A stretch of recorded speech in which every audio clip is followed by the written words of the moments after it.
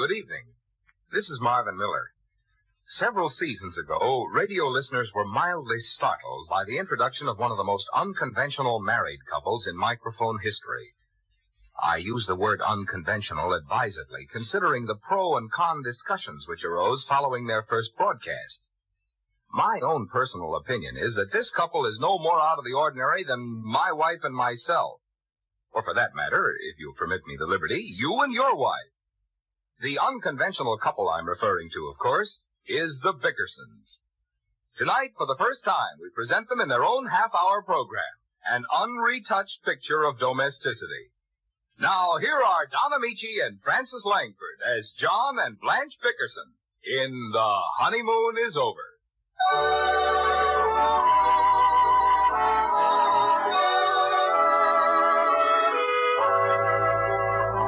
As the minute hand of the clock gradually approaches 7 a.m., John and Blanche Bickerson are in their breakfast room, which is also the living room and bedroom of their spacious one-room apartment.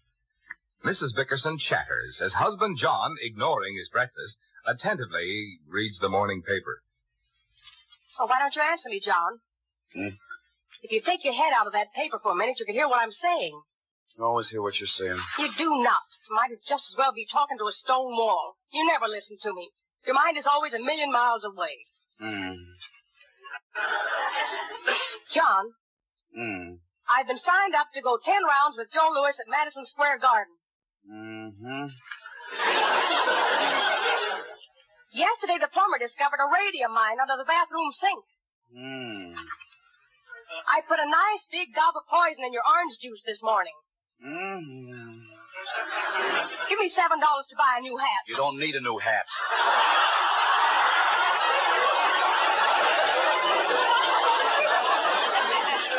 It's a funny thing, but the minute I start talking about money, you can hear me fine. I always hear you, Blanche. What'd you say? I asked you why you came home so late last night. I was working, Blanche. I told you I had to work overtime. Pour me some more coffee. That's tea. Did you get paid? I'll get paid. What time did you get home? 12:30. If you got home at 12:30, why were you so late coming to bed? I know for a fact you didn't go to bed until almost 2. I was in the kitchen putting the stuff away. What stuff? What's the matter, Blanche? You know you told me to bring stuff home for the party this afternoon. Your sister Clara's arriving from Chicago today, and you told me to bring stuff. Well, I brought stuff. Did you bring potatoes for the potato salad? I brought potatoes. Did you pare them? I pared them. All of them? All except one. It had a big knob on top, and I couldn't find a mate for it. I know what you meant, Blanche. I peeled the potatoes, and I even boiled them last night. They're in the icebox. Holy smoke, look at the time. Where's my hat? You're wearing it. What about your breakfast? What about it? It's sitting there right in front of you, and you never even looked at it. I looked at it. Well, aren't you going to eat it? No, give it to your sister. What's the matter with it? Never saw such stringy oatmeal in all my life. It's not oatmeal. It's chow mein. Chow mein? Who eats chow mein for breakfast? Well, I don't know what to give you. You won't eat normal breakfast food. You turn up your nose at stewed rabbit. You say you can't stand the sight of enchiladas. And you hate meatballs and spaghetti. What can I give you for breakfast? What's the matter with an egg, Blanche? An egg, that's all. Why can't I have an egg? There's plenty of ducks around. You're the only man in town who eats duck eggs. I don't know where to buy them. Well, don't buy them. I don't like to eat breakfast. Never have an appetite in the morning anyway. I gotta go, Blanche. It's late. Here's a clean handkerchief. John, can't you take the afternoon off? What for? Well, I think it's only proper for you to be here when Clara and Barney and the children arrive. We're the only relatives they've got, and you've never seen them. I'll see them tonight. Can't you come home a little earlier? I'm sure they won't miss you if you take a few hours off. You're not that vital. I know it, but I don't want them to find it out. My job is hanging by a thread now. We should find something more dignified anyway. What do you mean dignified? I'm getting paid, and that's all I care about. Well, I don't like to go around telling people that I'm married to a billiard ball salesman. Bowling balls. All right, bowling balls. Still think you can do better if you look around. Goodbye, Blanche. John! What's the matter? That's a fine way to leave. Haven't you forgotten something? Sheet, cigarettes, my order blank, samples. No, I got everything. I mean, is that the way to say goodbye to his wife? Just goodbye? Oh, honey, I can't shake hands with you now. I've got my fingers stuck in these bowling balls. Oh, goodbye.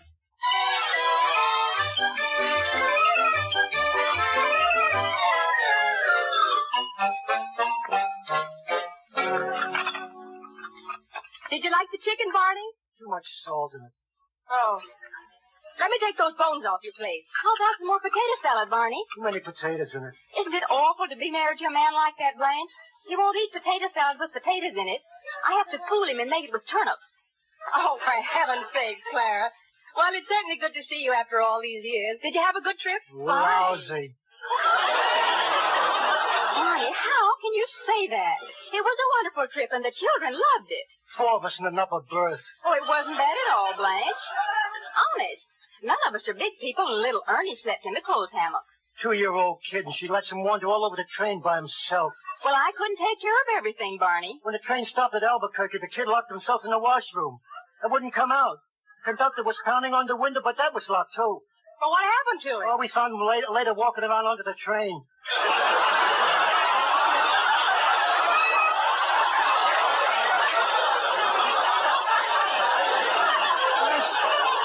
Can't figure out how he got there. Did little George behave himself on the trip? Like an angel. He can be an awful good boy when he wants to. He seemed rather pleased to get off at Pasadena and visit with Barney's sister, didn't he, Barney? No. Well, your sister seemed pleased. They should be here pretty soon. How long does it take to get here from Pasadena, Blanche? By train? Yes. Well, John works there. It never takes him over 45 minutes.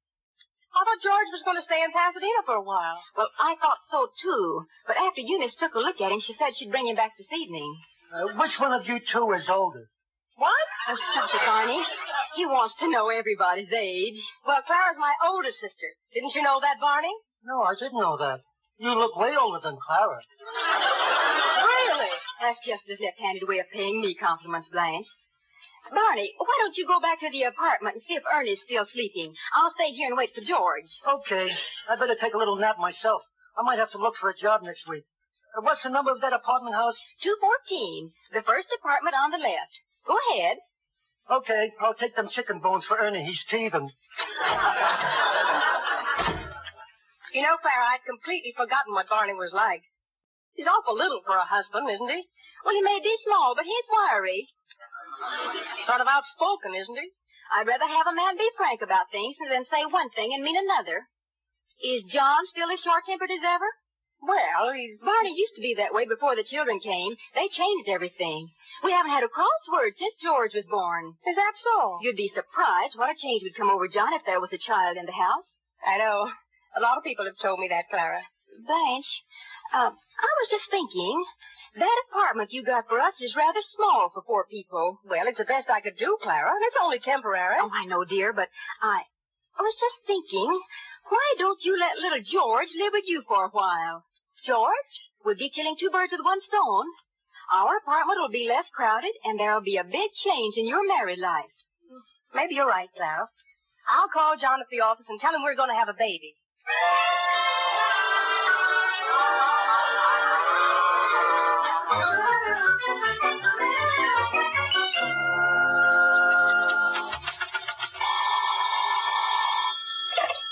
Acme Bowling Alley Equipment Company. Could I talk to Mr. Bickerson, please? Not in. He hasn't come off his route yet. Will you please leave word for him to call his wife as soon as he gets there? Okay. Thank you. Goodbye.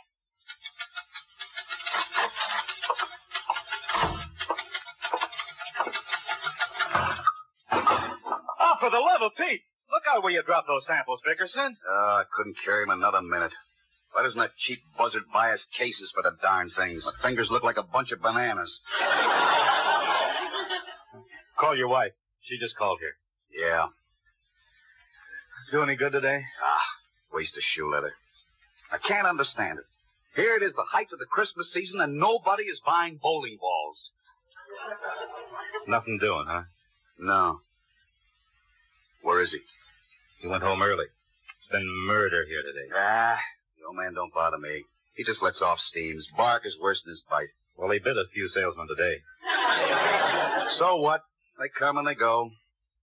I've been here 12 years. Uh-huh. Business has been bad before. Last year, he lined up 10 salesmen, took an 18-pound two-holer, and chalked up a spare. I was the only salesman left standing. You were, huh? Yeah, I was. He knows a good thing when he sees one. Uh-huh. Here's your pay envelope, Bickerson. Pay envelope? Today isn't payday. It is for you. You're kidding. No, I'm not. You got the axe. Holy smoke. Oh, don't take it so hard. I'll probably be next. Oh, I don't care for myself. It's what my wife is going to say. She'll blow her cork. What for? It's only a job. Oh, you don't understand. She's got her relatives here from Chicago. She's already figured on her Christmas shopping, and I haven't got 50 cents in the bank. Well, I wish I could help you, Bickerson, Tell but... you, I'm afraid to go home and face her. Do me a favor, will you, Marv? Sure. What do you want me to do? Call up my wife and tell her. You want me to tell her you were fired? Yeah, but break the news very gently. First tell her I dropped dead and then gradually work up to it.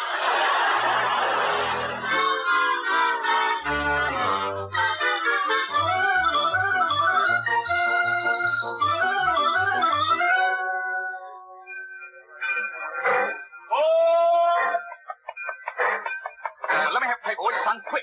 Here you are. Excuse me, will you? Pardon me.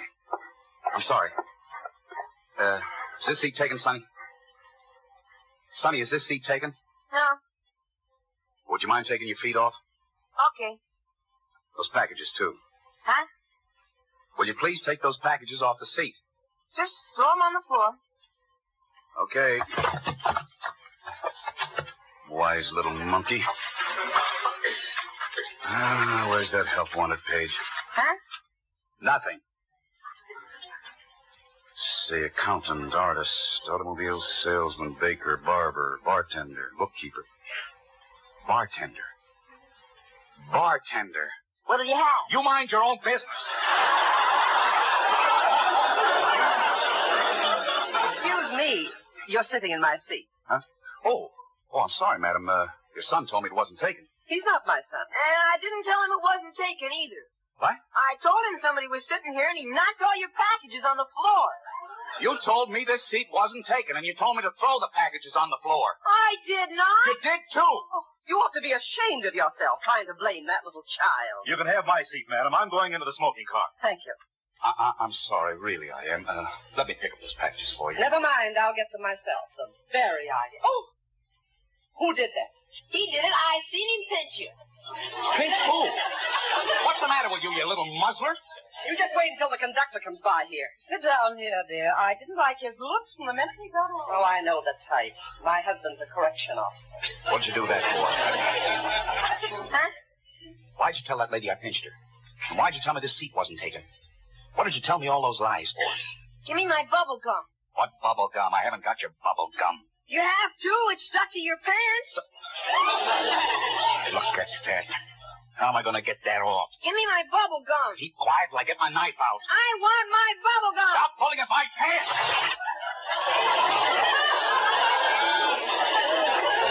That's just fine. I want my bubble gum. Why don't you give the child his bubble gum? He ripped my trousers. Whoa, he pulled a knife on me. Shut up, you little weasel. What's going on here? You're looking for trouble, buddy. Now, wait a minute. The man's a lunatic. He tried to stab that You're child. out of your mind. Somebody pull him up.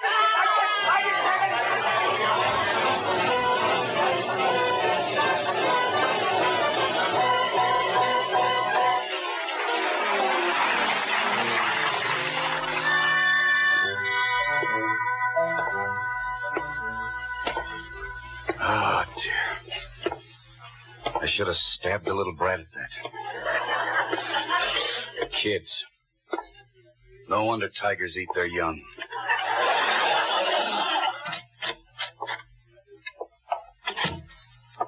John, what happened to you? Your pants are torn. You're covered with dust. Where have you been? I've been calling the office for hours. I got put off the train and I walked all the way home from Glendale. Well, what happened? I don't want to talk about it. I don't want to even think about it. All I want to do is go to bed. Oh, you poor dear. And I have such a wonderful surprise for you. Surprise? Yes, we're going to be the happiest couple in the world. And all because of my sister Clara. What are you talking about? George, come out and meet your new daddy. Well, what do you think of him, John? Oh, no. Go on, Sonny. Kiss him. Not me. That's the crook who stole my bubble gum.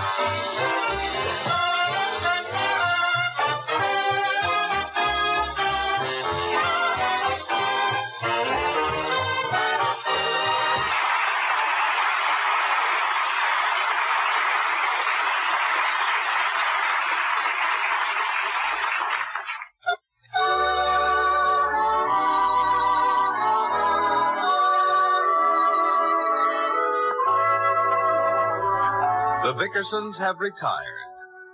Blanche Bickerson tosses restlessly in the dark as poor husband John, unstrung by the events of the day and suffering an attack of undulant insomnia or Blaster's phenomenon, engages in another losing battle with the dread ailment.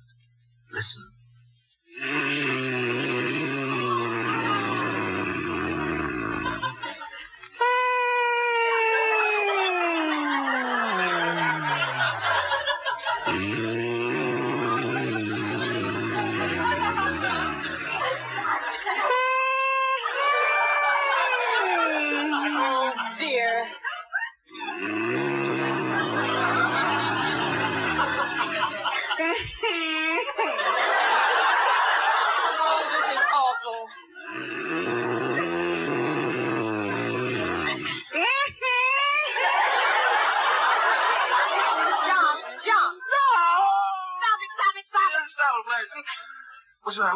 What's the matter, Blanche? There isn't another woman in the world who'd sacrifice her youth and her looks to live with a man who rattles himself to sleep like a lot of old bones in a bag. What do you think I am, John? Old bag. What? What'd you say, Blanche? I've never been so upset in all my life. Why couldn't the child live with us for a few weeks? What child? George. Don't mention his name. Well, you had no right to send him back to Clara. Clara and Barney are just sick about it. I can well imagine. Let me sleep, Blanche. I had him here for 2 hours before you got home, and he was a perfect angel. Mm. What if he did make a little trouble on the train? Yes, He's a boy, and all boys are kind of wild. Anyway, how did he know that you were his uncle? What kind of an excuse is that? Well, I'm sure if you just try to understand him, there wouldn't be any problem at all. That's what you think. I don't think I know. I don't think you know either. Kid's gone. Now forget about him. I won't forget about him. And you need to have made such an exhibition when you hauled him down the street to his mother. Oh. That was no way to carry a boy, John. Well, I used to be a bowling ball salesman. Almost got my finger bit off. What do you mean you used to be? Did he tell you? Did Marvin call you from the office? Nobody called me from the office. What happened? I got fired. Oh, John, what did you do that for? I didn't do it. The boss did it. Well, he must have had a pretty good reason. I felt this coming for a long time, John.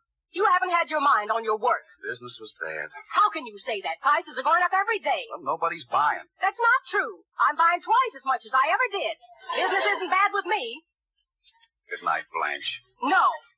If you didn't do any business, it's because you weren't concentrating on your work. You've just lost your ambition. You're not the man I married, John. Whatever happened to your get up and go? It got up and went.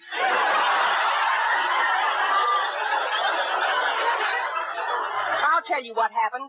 You've lost interest in everything except that precious bourbon of yours. Now, just a minute. I married a great big corkscrew. I resent that. I don't care. You can accuse me of not being a good salesman or not having ambition or anything else. But drinking is not one of my failures. No, it's one of your few successes. The only reason I use bourbon is because the doctor prescribed it. He said I'd stop snoring if I took a jigger of bourbon and 2 aspirins every night. That's not what you do, though. Yes, it is. It is not. You're 6 months behind on the aspirin and 2 years ahead on the bourbon. Well, aspirin gives me a headache. Bourbon has nothing to do with me losing my job. Then why did you get fired? Because no man can serve 2 masters. That's right. Blame me. Since when do I boss you around? You know very well I let you have your own way in almost everything I want. You've been running me for years. I have not. It started right at the altar. When I said I do, you said, oh, no, you don't. How can you lie there and deliberately make up well, such don't terrible... rile me up. You just sympathize with me when I get a bad break. Instead of hounding me, our marriages work a lot better. Matrimony is a serious thing. You're a fine one to talk about matrimony. You don't even know the meaning of the word. It's not a word, it's a sentence. Oh, you poor thing. How you suffer. I didn't get such a bargain, you know. There's better fish in the ocean than the one I caught. It's better bait, too. Then it's true. You don't love me and you never did. Oh, I did, too. What? I mean, I do, too. You don't. Blanche, I do. Well, you never say it. I say it 1,000 times a day. Well, say it now. I love you. Will you love me as long as you live? Yes. Swear. Swear you love me as long as you live. Cross my heart and hope to die. That has a double meaning. Well, I only meant it one way. It's really an effort for you to show any kind of affection for me, isn't it, John? Why are you so ashamed to tell me you love me? I'm not ashamed, Blanche. I just can't seem to convince you. That's all. You know I love you so. So what? That's what I say. Who cares? Put out the lights and go to sleep. If only you'd let me know that you appreciate what I do for you. Oh, you don't do so much for me. Is that so? Who cooks for you? I do. Who cleans for you? I do. Who does your laundry? The laundry. Only once, and that's because the washing machine was broken. If it wasn't for me, you wouldn't have a clean shirt. I haven't got a clean shirt. You have to. I dusted one off today. Dusted it off is right. And you press the collar with a curling iron. Besides, I wore it today. Today? What happened to the shirt you wore Tuesday? I wore it Wednesday. And I was going to wear it again Saturday, but I spilled some gravy on it Friday, so I cut the stain out and made a brown collar for my Sunday shirt. Oh, stop complaining. You've got two lovely shirts. One shirt, and it's not lovely. It hasn't even got a shirt tail. You don't need a shirt tail. Just wear your pants higher. I can't wear them any higher. I wear my pants so high now I have to unzip them to blow my nose.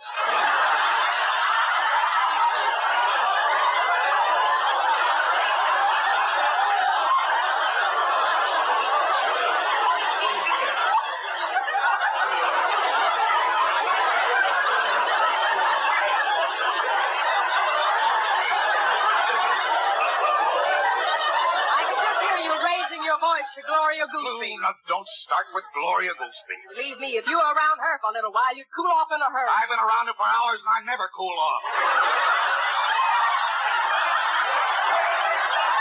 I mean, I despise Gloria Gooseby, and I wouldn't have anything to do with her. And why does she keep staring at you like she's hypnotized? She doesn't stare.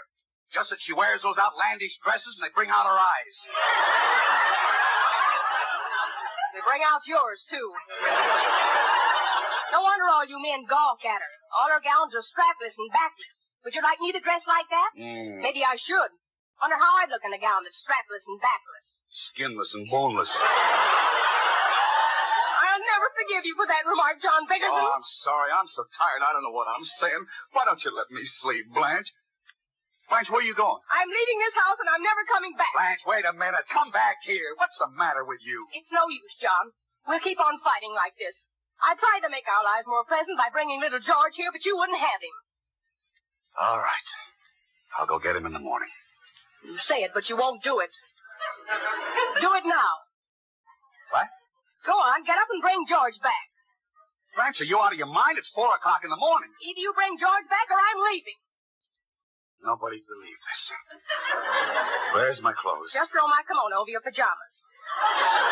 They only live down the street, 214. First apartment on the left. I know I'll wake up and find this is all a bad dream. Go on, take a flashlight so you don't have to turn any lights on. I'll phone Clara and tell her you're coming.